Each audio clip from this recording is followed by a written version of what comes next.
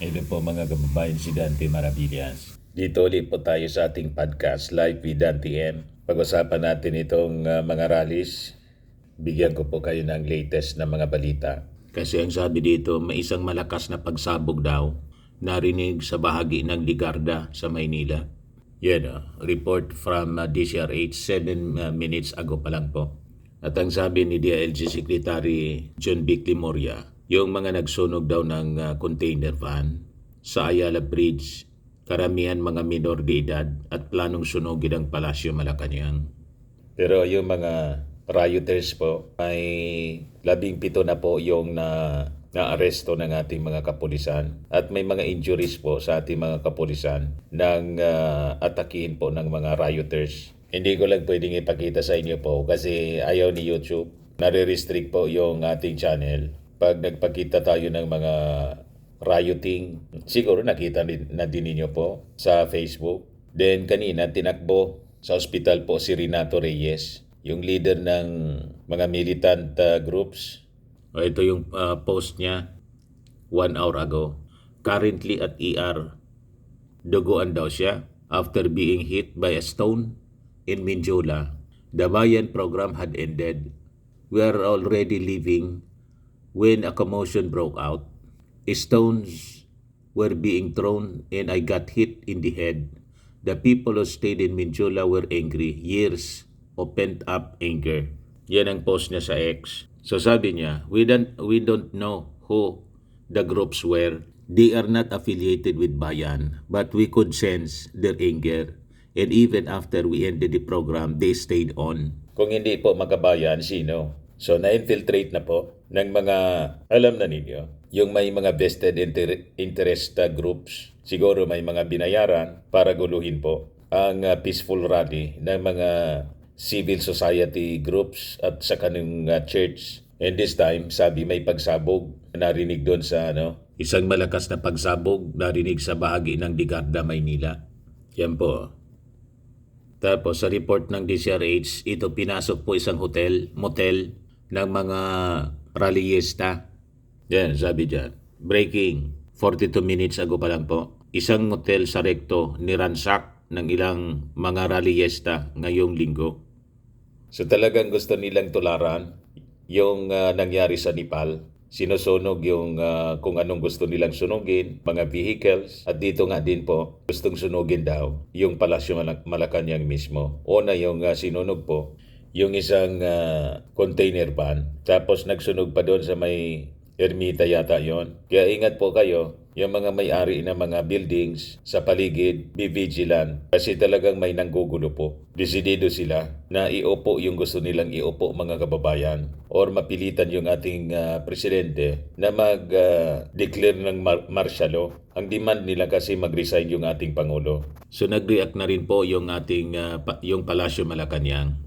Sabi po ng Palasyo Malacanang, violent people in rallies are criminals, not protesters. So inutusan na daw ng ating Pangulong Bongbong Marcos si Interior Secretary John B. Climoria to quell the savage actions, especially those committed outside the gates of Malacanang Complex in Manila, by arresting all the troublemakers. Sa interview ng TV5, sabi po ni Palace Press Officer Claire Castro na itong mga nasa likod ng biyolensya, hindi sila mga protesters but outlaws, mga tulisan.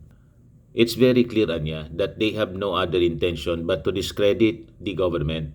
It seems they want to bring the government down. They are definitely doing a crime, sabi po ni Castro. So despite instruction for the police to keep maximum tolerance, violence still erupted in at least 2 places outside of Malacanang. Masked individuals in black shirts attempted to push past anti-riot police guarding the road leading to Malacanang Palace before pelting stones and burning the wheels of a parked trailer truck at the foot of Ayala Bridge. Stones were also thrown by the masked individuals with one hitting DCWB broadcast journalist Manny Vargas. Police have not yet established the affiliation of the persons but at least 20 were rounded up including 3 minors after the chaos. Some of these individuals carried a flag emblazoned with one piece, straw hat Jolly Roger or a skull and crossbone symbol, wearing a straw hat from the popular Japanese media. Kahit nga po itong stoplight po, pinaghampas nito. Kaya lang hindi ko pwedeng i-play mga kababayan kasi baka ma-restrict. Yan natanggal po kasi pinaghampas nitong lalaki. Yan Hindi man nakakaano sa kanya, pinaghampas ito. Kita ninyo mga kababayan, malamang binayaran siya para mag-riot at gatungan yung gulo mga kababayan with intention na lusubin yung Palasyo Malacanang para iluklok nila kung sinong gusto nilang iluklok bilang kapalit ng ating Pangulong Bongbong. Ngayon, i-share ko po ito sa inyo mga kababayan na post ni Antonio Contreras, isa pong columnist at professor. 1 hour ago, sabi niya, reports allege that the rock-throwing crowd in Minjola are shouting pro-Duterte slogans. It is pretty much clear the DDS are trying to turn these anti-corruption rallies into an image of violence and chaos. This is their game plan. This is why I also heard some people saying that by Monday, BBM will no longer be president. This is perhaps why Sara is in Japan awaiting her coronation if her minions succeed. We cannot let them. This is why we need to defeat them. This is no longer whether you are pro-Marcos or not. This is about doing the right thing. And to all my friends and relatives who are enabling them, then shame on you. I can only take so much of your blind idolatry to a family in a group chat, in a group that obviously only think of their family in group interests. And you are so blind that you think they are doing it for you. Shame. Unfriend me if you want. For all I care, sabi po niya. Kaya siguro nagpakatay, mga kababayan, nagpalitson ng 100 cows si Sara Duterte doon sa Davao. Habang nandun siya sa Japan, yung mga supporters niya nagrarally doon sa Davao, nagpakatay po ng 100 cows. Plus 2 buaya. Yung isa nilitson, yung isa ginawa cake, mga kababayan. Symbolizing na kinakain nila yung mga buaya daw sa gobyerno. Ganon katindi, mga kababayan. Ayan yung buaya, naka-display, mga kababayan. Nandun nagsasalita si Bato de la Rosa. Atat na atat, mga kababayan, na iluklok si Sara Duterte nila para libre na sila, mga kababayan. Buwelo sa kanilang mga pinagagawa. At si Digong maibalik nila dito sa Pilipinas. Yan yung roasted na na buaya. Ito naman yung mga roasted na baka. 100 siya, mga kababayan, na baka. Alay daw sa masasamang espiritu. Ay sakripisyo pala para daw sa langit at malabanan yung mga masasamang espiritu.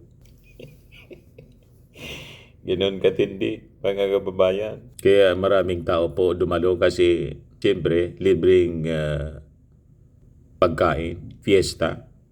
Sabi dito sa report ng DCRH, reporter ng TV Network, muntikang kuyogi ng pro-Duterte groups. Mainit yung ulo ng mga pro-Duterte groups. Ngayon, pumunta doon sa rally si Chavit Singson, binaw ng mga protesters po. Ito, si Chavit.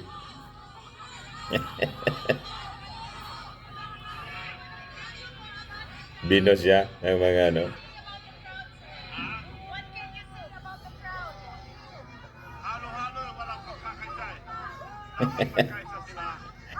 halo-halo niya, walang pagkakaisa. Dapat magkaisa niya sila. Kasi may pro-Duterte, may anti-Duterte. Kaya yan Tapos yung ibang mga rallyista po, ayaw nila ng Marcos resign. Yung iba, Marcos resign. Yung pro-Duterte, Marcos resign po kasi gusto nilang iupo si Sara. Yan Binubo daw siya. May balak po ba kayo sana magsalita? Binubo daw siya. Yan Umalis na lang si Chavit. Pero protection ng ating mga kapulisan para hindi siya masaktan dyan. You see? Binos siya ng mga baliyista. Bo, bo. Gusto kasi makisakay, mga kababayan. Isabi ng mga organizers, hindi man anya ito anti-Marcos, anti-corruption ito. Sabi dito sa report ng Billionaire News, hulihin yan, hulihin na yan. Yun pala yung sinisigaw ng mga tao. Ex-Marcos ally and former Ilocos Sur Governor Chavit Singson is booed at the People Power Monument upon arrival. Kaya umalis na lang si Chavit, mga kababayan. Gusto siguro makisakay doon. Hindi umobra yung plano, mga kababayan ni Chavit Singson. Gustong gatungan yung armed forces na mag-withdraw na daw ng support sa ating Pangulong Bongbong. Yeah, sabi ng mga nag-react dito, si William Chan, it's not far-fetched to think that Chavit Singson could be serving as a propagandist for China, not necessarily paid in cash but rewarded through business ventures. His ties are not casual investments. He is directly connected to Chinese state-linked companies embedded in critical Philippine industries. This makes him both a beneficiary of Beijing's influence, strategy, and a clear supporter of a pro-China presidency under Sara Duterte in 2028. The links are concrete, public, and hard to dismiss. Ayan po yung short video natin, mga kababayan. Kung hindi pa po kayo naka-subscribe dito sa ating podcast, Life with Dante M, click subscribe po ninyo. Maraming salamat po. Bye-bye. God bless.